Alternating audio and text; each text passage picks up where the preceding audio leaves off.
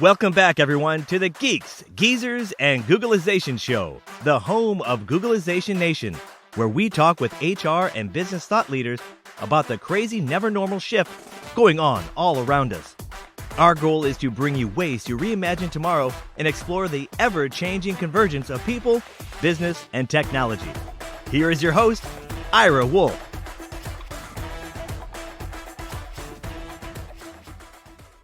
I've seen polling experts mention that for decades, their polling has been very accurate, except when Donald Trump is in the race. And then they're really struggling to get accurate polling data.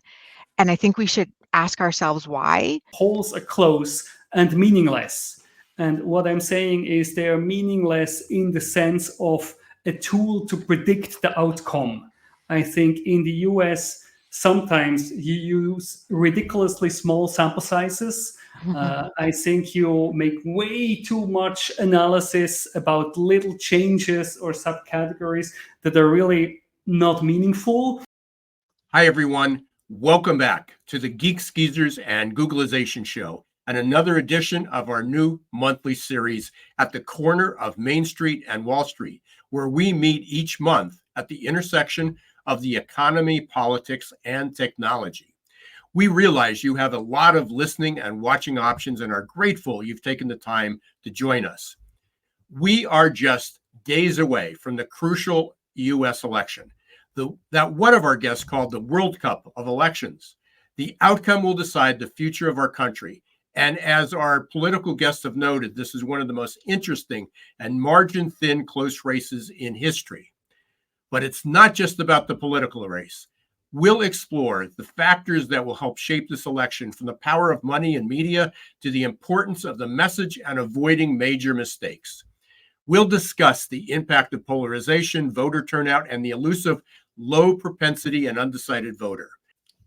We'll even get insights from our guests on how young people can overcome the challenges of entering the political world. To guide us through this intricate terrain, we've invited two incredible guests with firsthand experience in the political arena.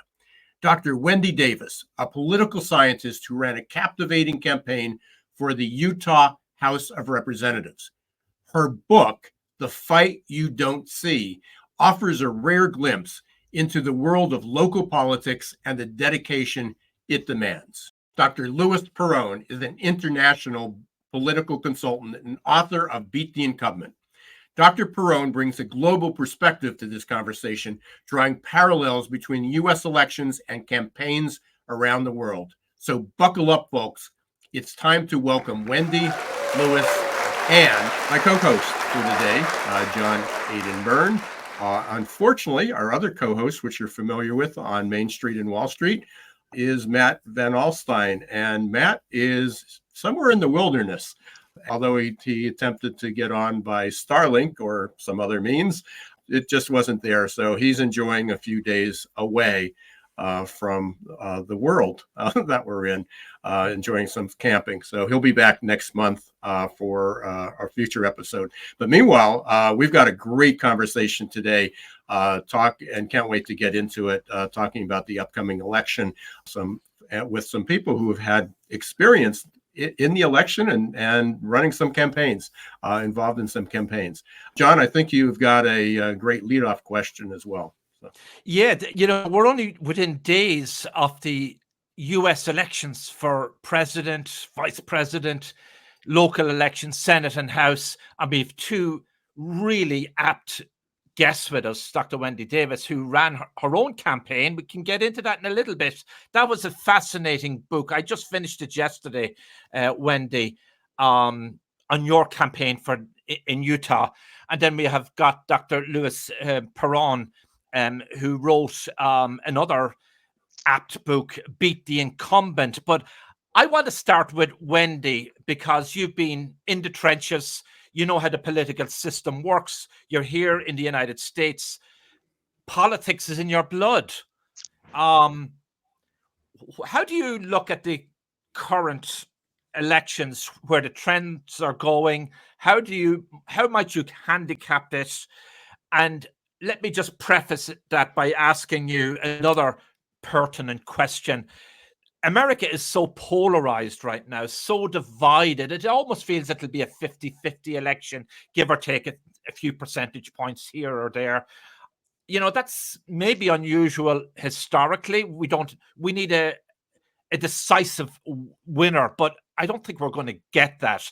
So how do you see that for the presidential elections, local elections, and tell us more about yourself as well? Sure. Well, first of all, thank you for inviting me to the show. It's a pleasure to be here today to speak with all of you about something that is absolutely of interest to me. What do I think of the elections coming up? That is a question. I think it's one of the most interesting elections that I've experienced in my lifetime. I've been an active voter since the time I was eligible to vote. I've been a student of political science my entire life. And this one's going to be close. I think it will be razor thin. And all of the experts are saying that. We know that there are a number of swing states that will likely decide this election. And it really comes down to what are the voters valuing and how are they voting with respect to those values, right? So are they kitchen table issues like inflation and the cost of groceries and the cost of gas and the cost of my electric bill? Are they social issues, reproductive rights, border crises, things like that? And you talked a little bit about the divide, John, and I think that's where it is ideologically, voters value different things. So some that value one thing cannot understand how the other side can't see their point of view.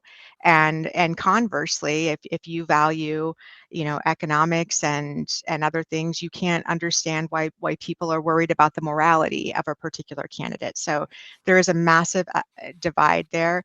I was caught unaware in 2016. I thought that would go a different way. I absolutely took off my political science hat and put on a hat that was very different and got caught up in an echo chamber. Won't make that mistake again. One of the things that I found very interesting, and I'd be interested to hear what all of you think, is that I've seen polling experts mention that for decades, their polling has been very accurate, except when Donald Trump is in the race. And then they're really struggling to get accurate polling data. And I think we should ask ourselves why. Not exactly sure. Is there not enough deep canvassing going on? Is the sample size not correct? Or have the methodologies changed? Are people just not being forthright with their opinions? So this one won't be decided on election night. I will tell you that.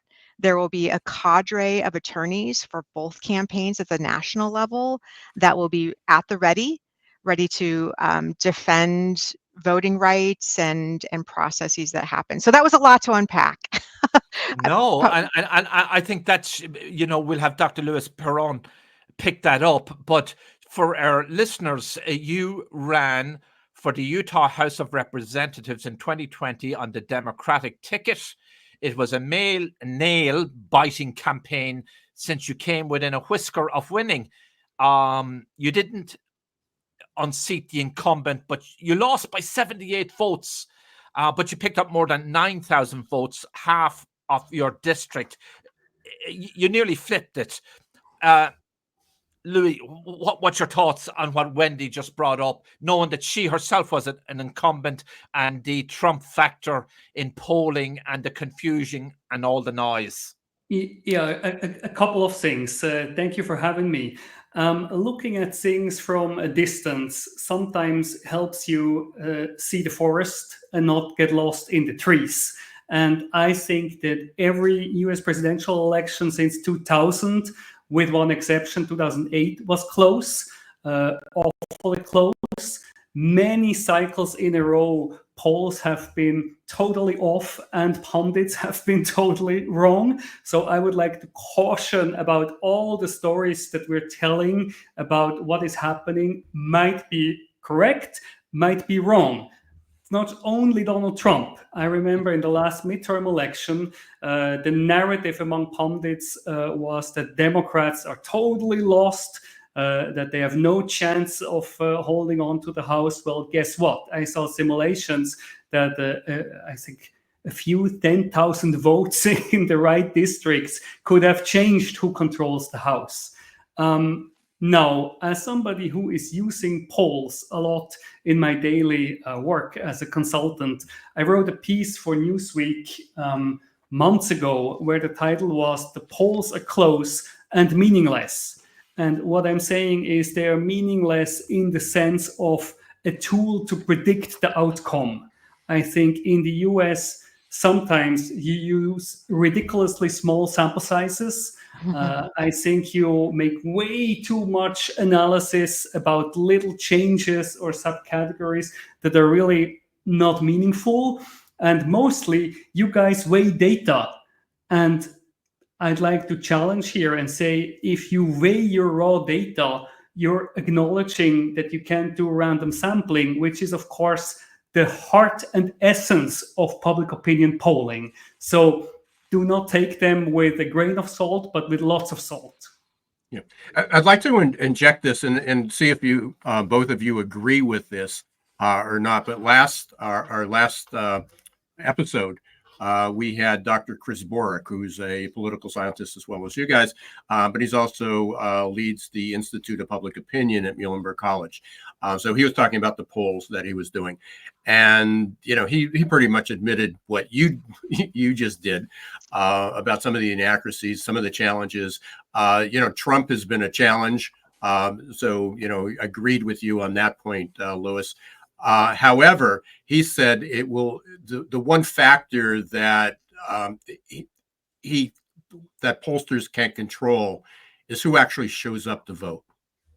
What the polls are saying is, if I have a choice and if I vote, this is who it might be. But they have to show up, and so there's demographics. Yeah. Even the exit polls in 2016 were wrong. It used to be the most accurate polls because you knew who was voting. They were corrected and adjusted in hindsight. They were actually wrong. They were predicting that Hillary Clinton would win in several of the swing states, way off. I would actually be curious to see qualitative data.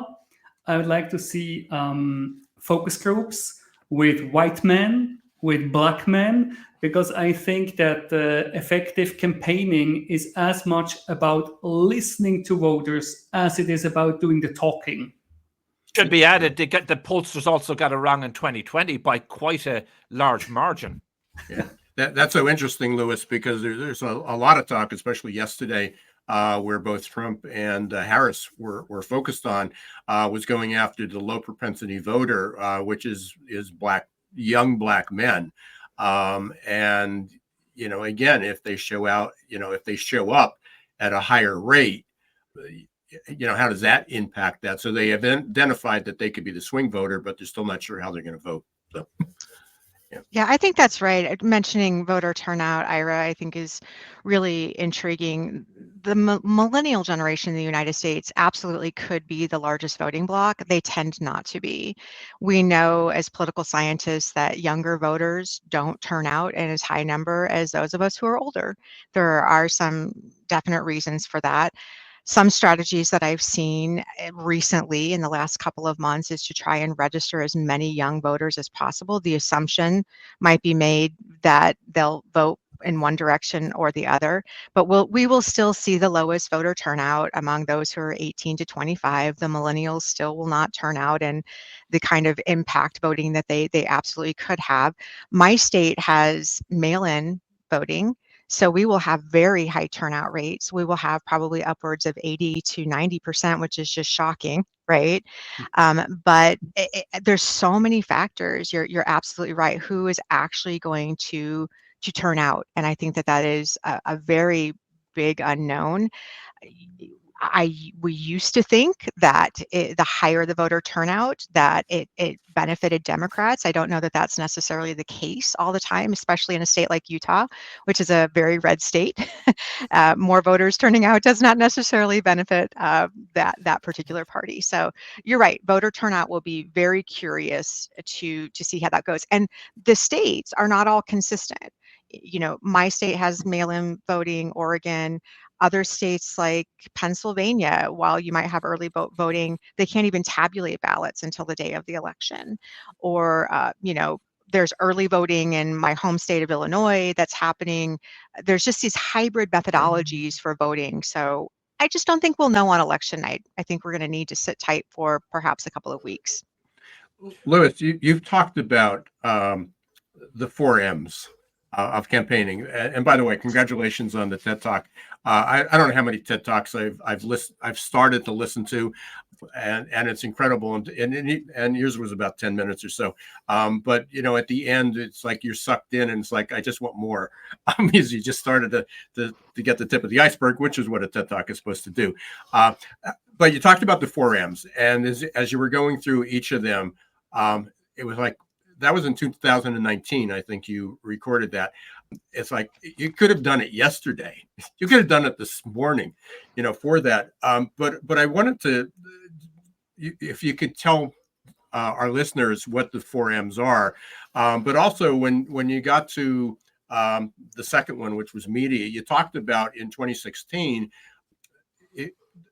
Trump really utilized the media well, whether you agree, however the outcome was.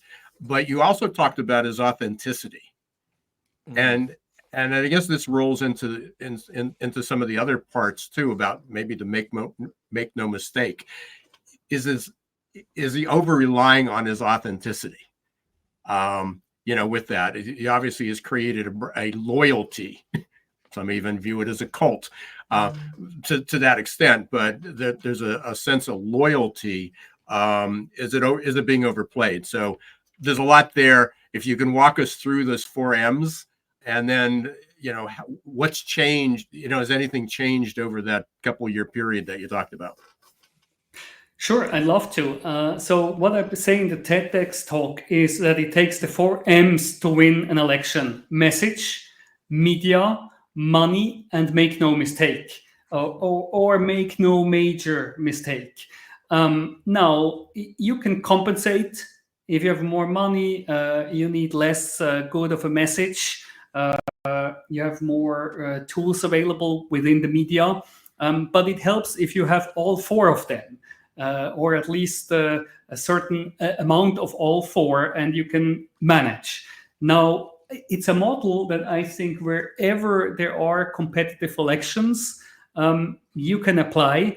And if you have the 4 M's, you're in pretty good shape. Now, for Donald Trump, I agree that the authenticity really helps him a lot. And I think with Donald Trump, it's like, and it's nothing new, actually. It's often in politics, your biggest strength is your biggest weakness, right?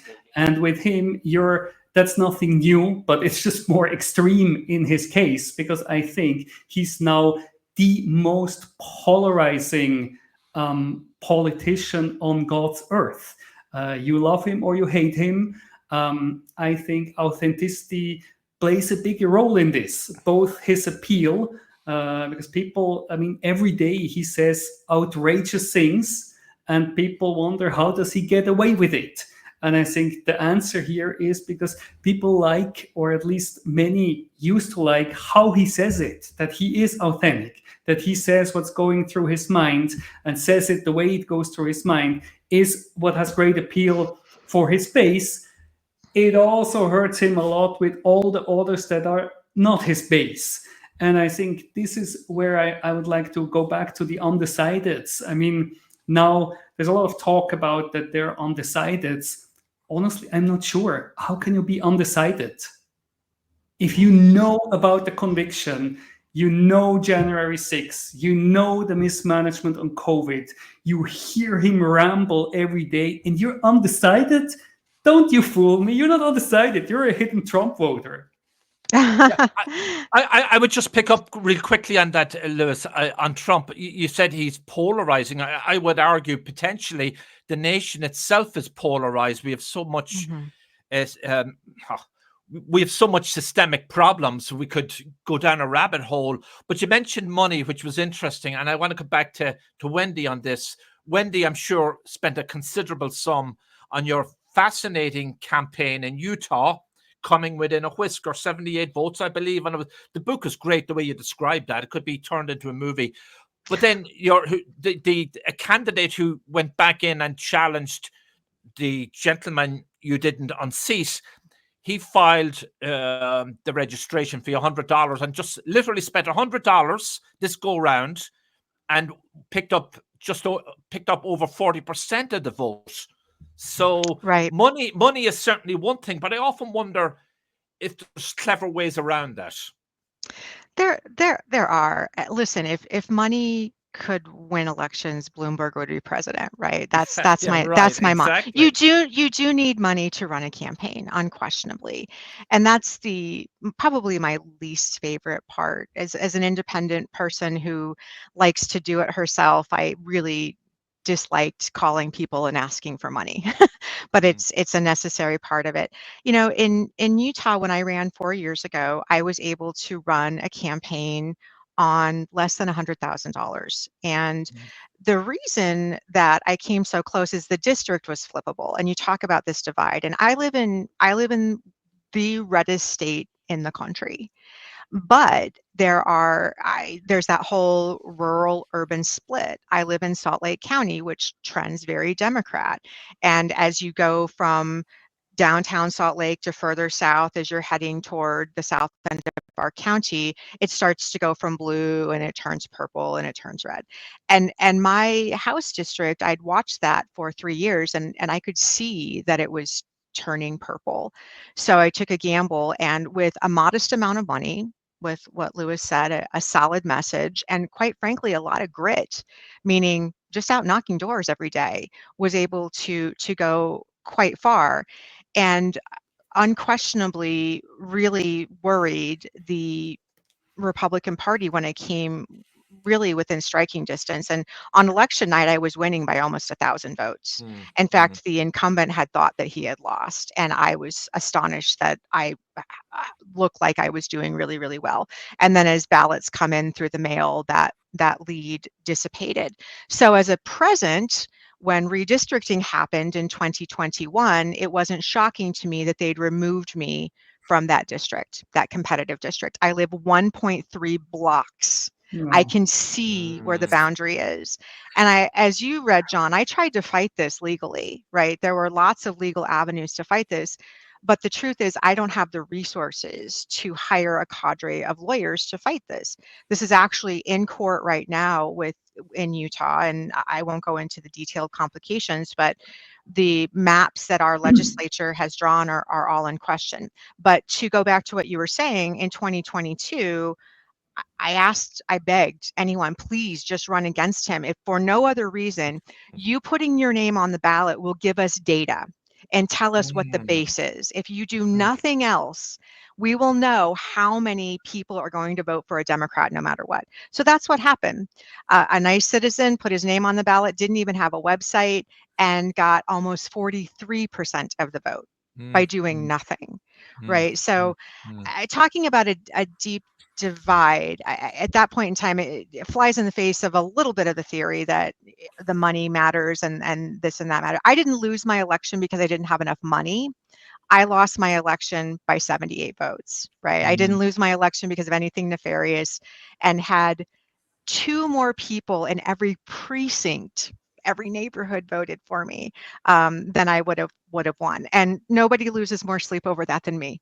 And that's the fight you don't see, right? That's why I named the book that. The fight you don't see is those little incremental things that matter in the background and can make all of the difference. Yeah, I'm sure Al Gore has the same thoughts at night still. Professor Davis, you did lose. You were not cheated. I did. I was not. Oh goodness, no, I was not cheated. I'm glad to hear that. No, and that's if something. That's something. No. I have complete trust in the veracity of our elections, and never ever questioned that. It was my loss, and like I said, if anybody has a right to question anything, it's me, and I do not question that. I absolutely own that loss, which, also, John, thank you for saying kind words about the book. It means a lot to me, especially coming from from someone like yourself, who's an author and a journalist. And you know, there's not a lot of firsthand political narratives written by people. We have really famous people. The Obamas have written books. Mitt Romney's written a couple of books. Hillary Clinton has written books. Katie Porter wrote a book. It's typically a foray when someone's going to make it on a big political stage. But what about like a local candidate who lost? Who wants to hear about that? Right? And that noise got in my head, like, nobody wants to hear about your loss. And I thought, you know what, but there's a story to tell here. My journey didn't end on election night with a 78-point loss. That journey kept going. And it's a story worthy to tell. And there are tens of thousands of candidates in the United States running this election cycle for school board, for water district, for county council, for mayors, for all the state legislative positions, thousands and thousands and thousands of people just like me. And that's why it was important to tell that story. I mean, we're all worried about the big things, and we should be. But what happens at our local level, what my school district does, affects my property taxes more than what the legislature does and more than what happens in Washington. So these local races are really, really critical. And I'd be curious, you know, Lewis, if you agree, on election night, I'll be watching the national races. I'll be looking at where are we performing well in the United States Senate, which states are coming in for the House.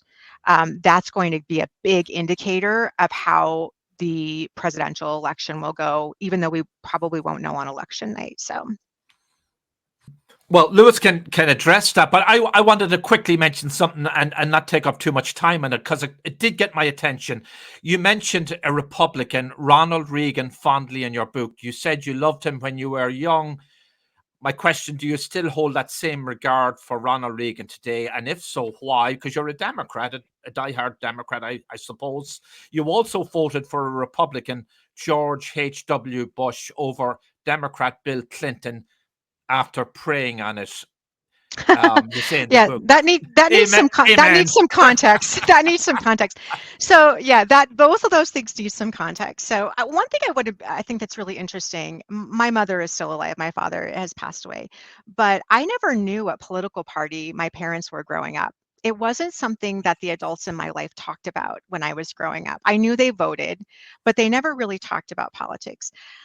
You know, Ronald Reagan was president in my most formative years in the 1980s when I was growing up, when I was in elementary school, middle school, and high school. And so I always saw Ronald Reagan as a calming figure, and it was a young person, and that was not having my father in the house full time. And when, you know, I was deeply upset. I was 11 years old when the assassination attempt happened on Ronald Reagan, and that like moved me deeply. And you know, I always called him Uncle Ron. Uncle Ron told me it was going to be okay when the space shuttle blew up, and I believed him, you know. And so some of that was that teenage angst, looking for some kind of an anchor, was very interesting, and also feeling very patriotic, you know, always having that. As an adult, I do not feel the same way about former President Ronald Reagan. I still have fond affection and memories for those personal connections, but you know, the economy, the economic policies of Reagan were things that we're still experiencing today. Not necessarily progressive on social issues, right? Whether it was reproductive rights, completely ignored the AIDS crisis and just refused to acknowledge that. So while there were international crises, let's not forget Iran-Contra, right? There was a lot going on there. So I definitely see that through a different lens. The younger person in me who was looking for a stabilizing figure, I felt like I found that in a president who felt like he could be trusted. Ron and Nancy, right, were like an aunt and uncle to me. With respect to and I could not wait to vote in my first election. I proudly cast my vote for Michael Dukakis, and my illusions were dashed on election night when he lost in a massive landslide, right? And I had every intention of voting for Bill Clinton. This is how nerdy I am. I remember watching the Democratic National Convention when I was 18. I was in my aunt and uncle's house, and watching Bill Clinton speak. at the DNC. You might remember at the time it was like the longest speech ever, and people applauded when he was said. And in conclusion, not because it was a great speech, they were ready for it to be done. So I'd known about Bill Clinton for a very long time, and having an Arkansas connection with my extended family was everybody had a Bill Clinton story, right? And so absolutely planned on voting for Clinton in '92. You may remember that H. Ross Perot ran that year as an alternative candidate, and a lot of people my age were like, down with the establishment. I'm not voting for either of them. I'm voting for Perot. That was a lot of young people back then, which I thought was a little silly. I'm like, I'm voting for Bill Clinton. There was never a question. Well, in the mitigating factor here was at the time I was part of the LDS church, the Mormon church, and I was in my missionary training, and this is how important it was for me to vote. I had my mom in Illinois mail my absentee ballot to Provo, Utah, so that I could vote and mail it back to my mom, and so that my vote would count. And it was just pure peer pressure. I had a young man who was in my class, and he was like, listen, I'm challenging you. My gut tells me you should not vote for Bill Clinton. I'm asking you to pray and ask about it. And I'm like, all right, I will. And that's kind of how that happened. So it was a long, long time ago. But I do write in the book, John, as you might recall, when I served my missionary, my mission, it was in Croatia and Serbia during the middle of the war, which was crazy. And in Serbia, America was not very well liked. And even though the United States was not directly involved, the United Nations was involved. There was a UN embargo. I would walk down the streets of Novi Sad, Serbia, and hear random people talk about how much they hated Bill Clinton and called him Little Hitler. And so the one saving grace, the one blessing, if you will, is I could say with full honesty, integrity, and fidelity, I did not vote for that man. So that's kind of an interesting little aside. So there's a lot to unpack there, Wendy, and I want to push this back to Lewis because it ties in a couple of things that you said. You talked about Reagan, which was kind of, at least your admiration at that point was about character. It was about the image. And then you talked about Bill Clinton. And the one, and I was going to lead this into the current, into Trump, not pro or con, but you mentioned something in your TED Talk, Lewis, about how people are set and they will gloss over character flaws in some of their images. And I had to go back because you brought up Clinton, which was 30 years ago, that people, many, at least the majority of the population, overlooked his character flaws. And even through the election. And that's sort of where we are right now, because there's obviously a pretty loyal base for Trump. And they tend to, some admire those as authenticity. Others are overlooking the character flaws. What's your take? Where has that changed? Has that evolved?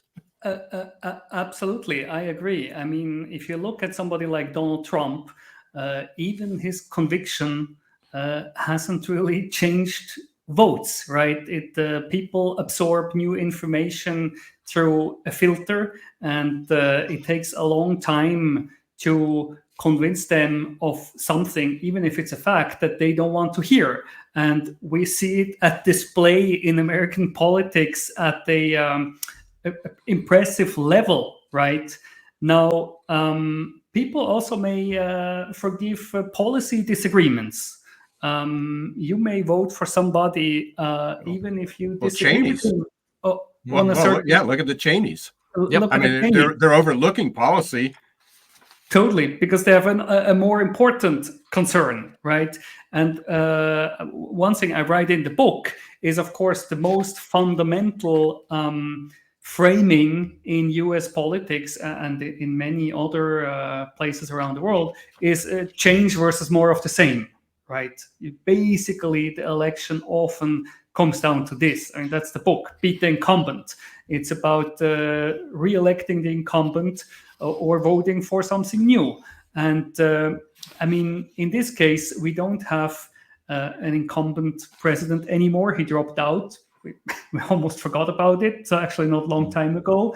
But we still have an incumbent party candidate, which is the vice president and obviously part of the Biden-Harris administration. And I think if I were Trump, I think he would need to make that case much more forcefully. He actually almost let her get away with defining herself as the change candidate, which was quite a political accomplishment. So I think still this is a change election. I think people are very unhappy with how things are going. And usually when I do focus groups and I think, by the way, the strategies are similar for local races. But if people are happy with how things are going, if they say positive words to describe their country or their state or their city, the incumbent wins in the vote. If they say negative words at the very beginning to describe their place, the challenger has an opening. It's interesting, and you sort of answered the question. I think you answered the question, but challenge me. Who was the challenger and who was the incumbent in this race? And it almost seems that the Democrats are trying to make Trump the incumbent because he was in that office, and the Republicans are trying to make the Democrats incumbent because, as you said, it's an incumbent party. Yes, and absolutely, that's exactly what Democrats should do. I think she should not do interviews. It's a trap. I have another YouTube video on this on my channel. People will always ask for specifics. Doesn't mean they like your specifics. The very first book about election campaigns, written by Cicero, who campaigned for consul in the late Roman Republic, said it. Don't be specific. It's a trap. She should talk about Donald Trump and J.D. Vance and remind people that they actually voted him out of office. And there was a reason why they did it. Why make yourself the issue? Turn up the heat on Trump and J.D. Vance. Now, people often think it was better before. I've seen this in other countries where I've worked for sons of presidents or successors. People often think it was better before because why? Not because their leaders were better, because they were younger, better looking, they were in better health, and they remember the good things. That's human nature. But Democrats' job is to remind people why they voted him out of office 4 years ago. Well, I would say, Lewis, that I have felt, looking at the election, that Harris has tried or struggled to impugn and challenge Trump and, make him the election issue and, describe his character flaws, but she hasn't succeeded, it seems to me. And, man in the street interviews come back with the idea that she hasn't defined herself, who she is as a candidate, and she hasn't articulated forcefully, or at least on, her issues her policy issues are not getting out there, even though on her campaign website, she lays out, a pretty lengthy platform, but she hasn't defined herself and not transparent. And she hasn't landed any punches really successfully on Trump. Just very briefly, about the not being defined, that's exactly what I meant before. It's an excuse. If you need more specifics from her, if you don't know where she stands, I mean, come on, look at the alternative. You're a hidden Trump voter. But I agree on turning up the heat on Trump and especially J.D. Vance. I think that, John, you've asked us a couple of different times about polarization and why we are where we are. And I just don't know that we're a culture right now that thinks very deeply, reads very deeply, wants to actually dive into the issues very deeply. We're complacent with letting others tell us what it is, right?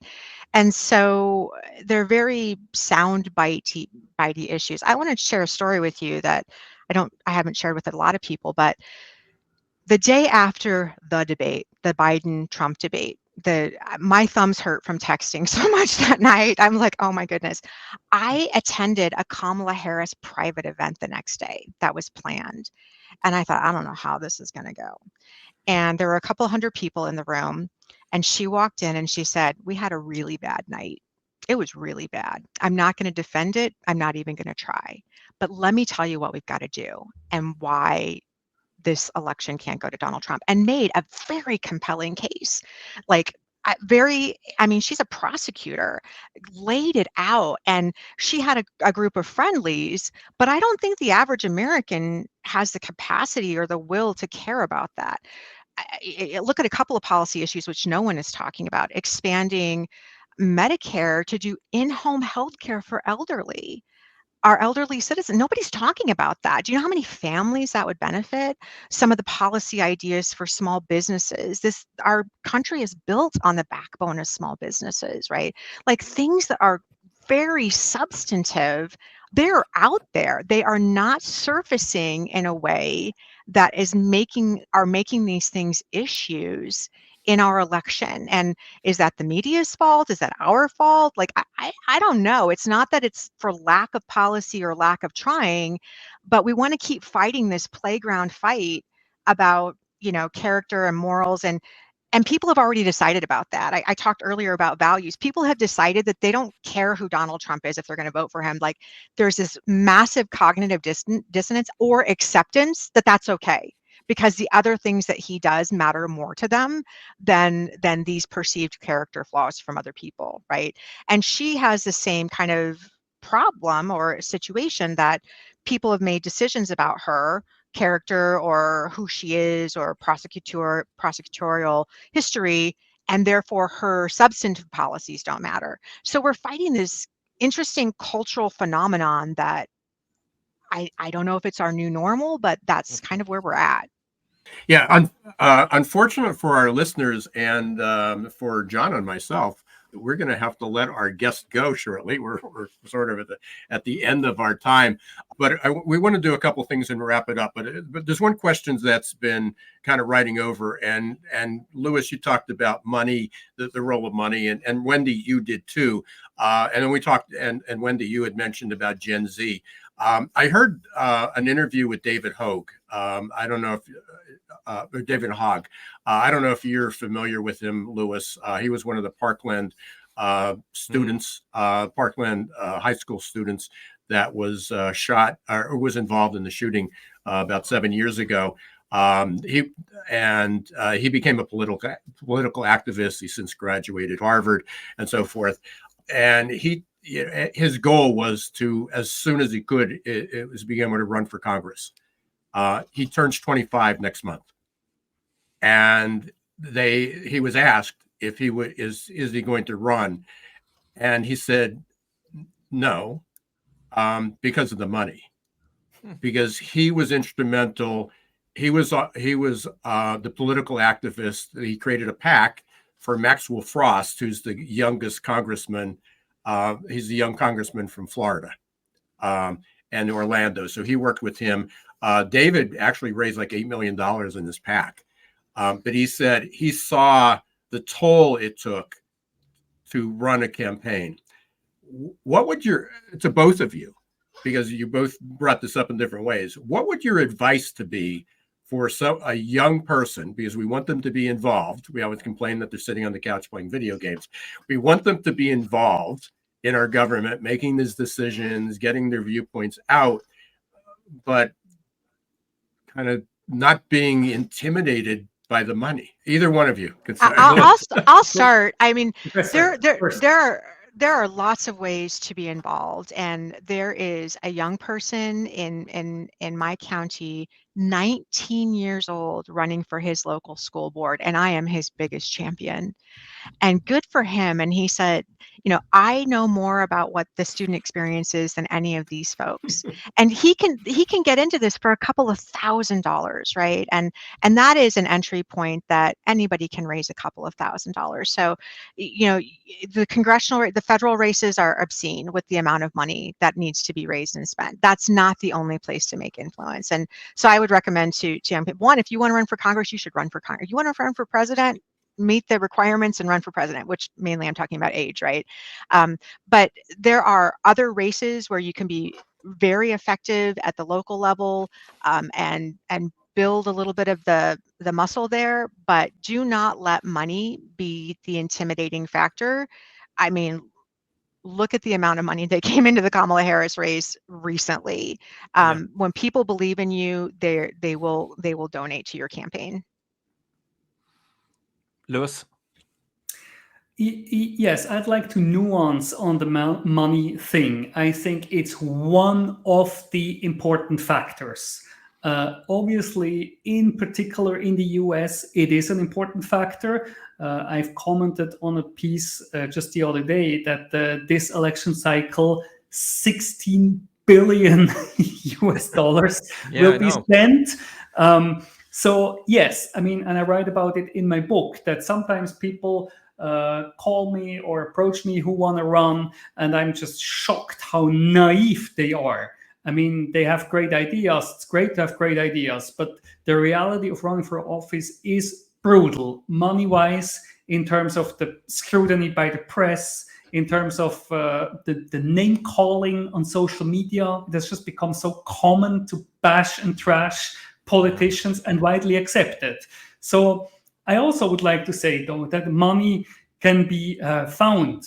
I think that for a good idea or an interesting narrative, you can raise a lot of money. So I would agree, like if you have a compelling story to make, you have a contribution to make, don't be naive about it, be brutally honest about it, but don't let it hold you back. Two very quick questions and quick answers if we could get them in. Wendy, do you plan to run for higher office again? Utah House of Representatives, perhaps something larger on the national scale? And Lewis, what campaigns are you working on without identifying the candidates? I always leave the door open, John. It's not in my plan, but it could be. And it will depend on if I feel like I can make influence. I mean, imagine, if you will, someone said, you should run for the Utah State Legislature. No one's ever going to respect you. They're not going to advance your bills. They're going to treat you different because you're a Democrat and you're a woman, but you should totally do that, right? So, but I'm in a great place of influence right now. I'm helping women get elected to office. That's really important to me. I have, platforms like this where I can speak to you freely. I'm not beholden to a party, to leadership, but stay tuned. There might be something in my future. Okay. Lewis? Well, Professor, if you do run, pick up a copy of my book, Beat the Incumbent. It's on my list. If you're running against an incumbent. And it just so happened that I do a lot of work in various Asian countries, from local races, Congress, up to the national level. So this is where I'm professionally. And I think, and that's another point I write about in the book, there is something to learn about election campaigns everywhere in the world. Americans are very focused on the US. There's a good reason for it, because US presidential elections are what the World Series or the World Cup are to sports. But that said, I think there is something to learn about election campaigns everywhere in the world where there are elections. Lewis, what's the best way, I mean, other than purchasing your book, where's the best place for people to contact you, learn more about you, reach out to you, follow you? On my website, louisperron.com, on my YouTube channel, Louis Perron, on Twitter, on LinkedIn, you name it, and plenty of free resources there about running for office. And what about yourself, Wendy? Yes, wendydavisutah.com, because there is another Wendy Davis. It gets a little confusing. Yeah. And also LinkedIn. I'm pretty active on LinkedIn as well. Yeah, thank you very much. I didn't get to talk to John about this, but I would love to extend an invitation to the both of you. This has been fascinating, to do a post-election show. You should do that. To get the analysis, to see what's there. So once things are over, whenever it is decided, hopefully it will be decided. Love to get your feedback, what we learned, what the next steps are, and again, just follow your careers as well. So hopefully you'll agree to that. Lewis, I know you're very short on time, so you need to cut out of here soon. But I want to thank all our listeners for, again, joining Geeks, Geezers, and Googlization in our special series at the corner of Main Street and Wall Street. Until next time, don't let the shift Get your plans. Thanks for watching Geeks, Geezers, and Googleization. Be sure to listen to the podcast and follow us on YouTube.